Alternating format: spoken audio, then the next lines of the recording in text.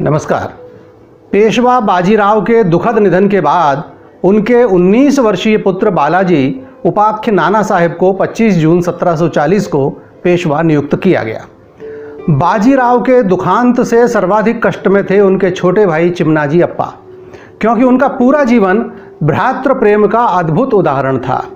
अपनी कोई महत्वाकांक्षा न रखते हुए उन्होंने बड़े भाई की हर इच्छा का पूर्ण सम्मान रखा। सच कहा जाए तो बाजीराव के उत्कर्ष में चिमनाजी अप्पा का एक महत्वपूर्ण योगदान रहा। दोनों मिलकर 1 और 1 11 की उक्ति को चरितार्थ करते थे।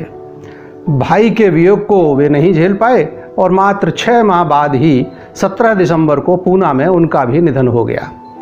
नवनियुक्त पेशवा नाना साहेब के लिए भी यह वज्राघात जैसा ही था, क्योंकि उनका बाल्यकाल पिता से कहीं अधिक अपने चाचा के संरक्षण में व्यतीत हुआ था।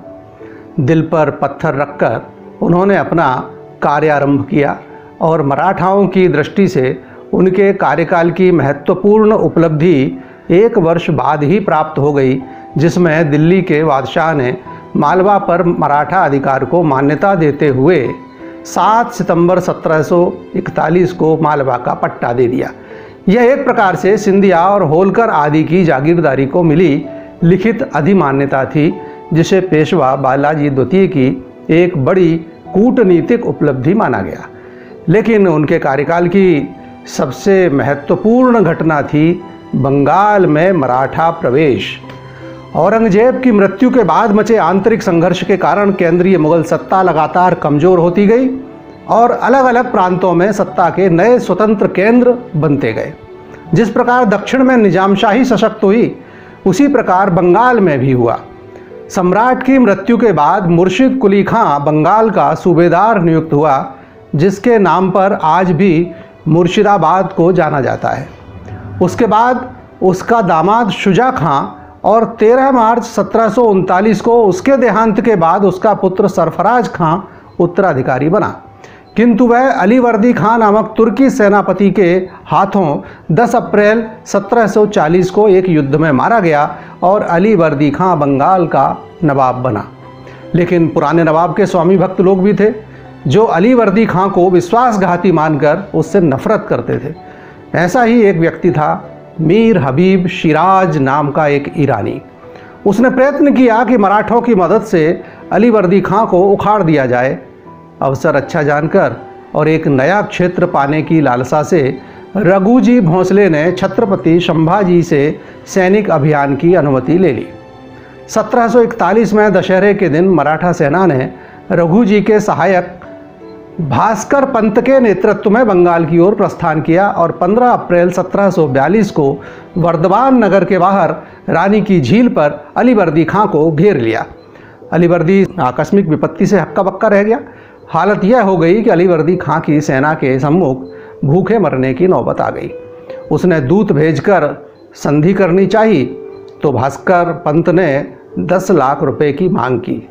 नवाब ने चतुराई दिखाई और रात्रि के अंधेरे में छुपते हुए घेरे से बाहर निकल भागा। लेकिन सुबह होते ही मराठा सेना ने उसका सामान और डेरे जलाकर पीछा किया।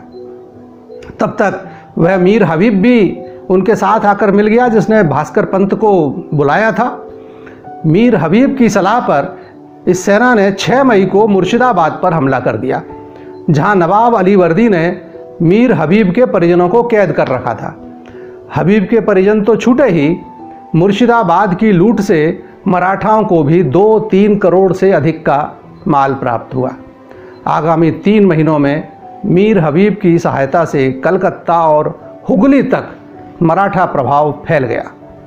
मराठा से सुरक्षा हेतु कलकत्ता के अंग्रेज व्यापारियों ने अपने कारखाने के चारों ओर गहरी खाई खोद दी थी, जिसे लंबे समय तक मराठा खाई कहा जाता रहा और बाद में वह पाटी गई। भास्कर राव ने बड़े भूभाग पर कब्जा तो जमा लिया, लेकिन उसके पास सेना भी कम थी और लूटपाट से स्थानीय जनता में भी उनके प्रति असंतोष व नाराजगी का भाव था। स्थानीय जनता का असंतोष दूर करने के लिए मराठा सेनापति ने 18 सितंबर 1742 से कटवा में दुर्गा पूजा का आयोजन करने की योजना बनाई, जो 26 सितंबर तक चलने वाली थी। अभी मराठा सेना इस आयोजन की खुमारी में ही थी कि तभी 27 सितंबर को बिल्कुल सुबह सवेरे अलीवर्दी खां इन पर टूट पड़ा और अंधाधुंध मारकाट शुरू कर दी। एक बार फिर हबीब ही सहायक बना, जिसने बचकर भागने के मार्ग सुझाए। भागती हुई सेना ने भी राधानगर को लूटा और कटक पर भी हमला किया, जिसमें मुस्लिम सूबेदार शेख मासूम मारा गया। इस बीच भास्कर राव लगातार रघुजी को पत्र भेजकर अतिरिक्त सेना की मांग करता रहा। सेना नहीं आई और अलीवर्दी खां ने जल्द ही मराठाओं से अपने क्षेत्र वापस ले लिए। उधर महाराष्ट्र में रघुजी और पेशवा के बीच लंबे समय तक अपने अपने अधिकारों को लेकर कटु विवाद रहा। पेशवा अपना अधिकार जताने 75,000 की बड़ी सेना के साथ गया की तीर्थ यात्रा के लिए पहुँचे भी। बंगाल की स्थिति को लेकर उनके दिल्ली के सम्राट के साथ पत्र व्यवहार भी चल रहे थे और यहाँ तक कि अलीवर्दी खां से भी उनकी भेंट हुई। भास्कर राव वापस महाराष्ट्र लौट गए, किंतु अंततः छत्रपति शाहू जी के हस्तक्षेप से रघुजी व पेशवा का मनोमालिन्य दूर हुआ और दोनों मिलकर मित्रवत कार्य करने लगे। रघुजी के निर्देश पर भास्कर एक बार फिर जनवरी 1744 में नागपुर से बंगाल की ओर रवाना हुए।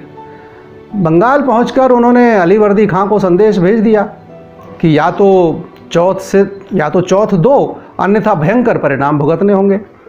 नवाब की ओर से उनका सेना नायक मुस्तफ़ा खां व एक अन्य हिंदू परामर्शदाता जानकी राम जाकर भास्कर पंत से मिले व नवाब के साथ मिल बैठकर संधि वार्ता के लिए आमंत्रित किया।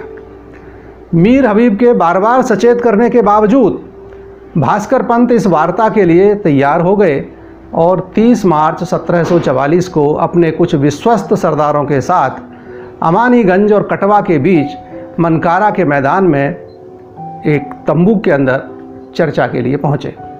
प्रवेश द्वार पर ही मुस्तफ़ा खां और जानकी राम ने उनका स्वागत किया व उन्हें भीतर बैठे नवाब के पास ले गए। नवाब ने खड़े होकर पूछा कि वीर भास्कर राव कौन है, और जैसे ही परिचय हुआ उसने जोर से आवाज़ लगाई, काट दो इन लुटेरों को, और स्वयं भी तलवार से भास्कर पर वार कर दिया। जब तक मराठा योद्धा कुछ समझ पाते तब तक तो आसपास छुपे हुए सैनिकों ने ताबड़तोड़ उन पर प्रहार शुरू कर दिए।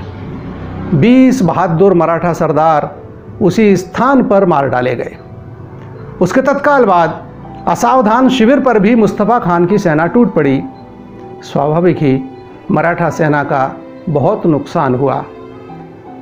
जब बची खुची सेना वापस नागपुर पहुंची तब विश्वासघात के समाचार ने पूरे महाराष्ट्र की क्रोधाग्नि भड़का दी। शीघ्र ही अवसर भी मिल गया। मुस्तफ़ा खां और नवाब में अनबन शुरू हो गई।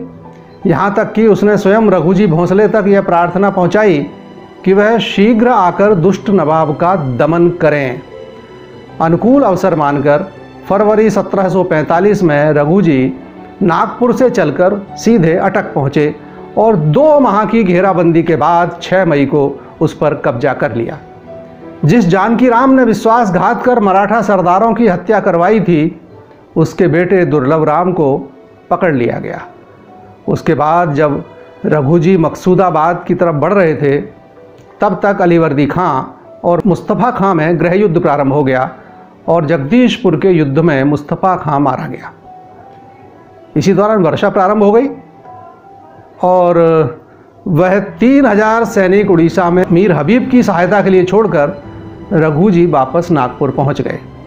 उसके बाद लंबे समय तक संघर्ष चलता रहा। कभी मराठा जीतते तो कभी नवाब जीतता। अंततः मार्च 1751 में रघुजी के पुत्र जानोजी और नवाब के बीच संधि हुई, जिसकी प्रमुख शर्तें थीं कि मीर हबीब को उड़ीसा का शासक मान लिया गया। नवाब ने नागपुर के भोंसले को प्रतिवर्ष 12 लाख रुपए चौथ के रूप में देना स्वीकार किया। बदले में उसे आश्वासन मिला कि जब तक धन समय पर मिलता रहेगा भोंसले उसके खिलाफ कोई अभियान नहीं करेंगे। कटक का जिला अर्थात स्वर्ण रेखा नदी तक का प्रदेश मराठा राज्य के अधीन मान लिया गया। यही तो वह स्वप्न था जो कभी बाजीराव ने देखा था और शाहू जी महाराज के सामने भरे दरबार में सिंह गर्जना की थी। मैं और मेरे लोग अटक पर अवश्य ही भगवा फहरा कर रहेंगे। और अंततः उनके लोगों ने अर्थात रघुजी भोंसले ने वह कारनामा कर ही दिखाया। अटक से लेकर कटक तक मराठा साम्राज्य स्थापित हो गया। नमस्कार।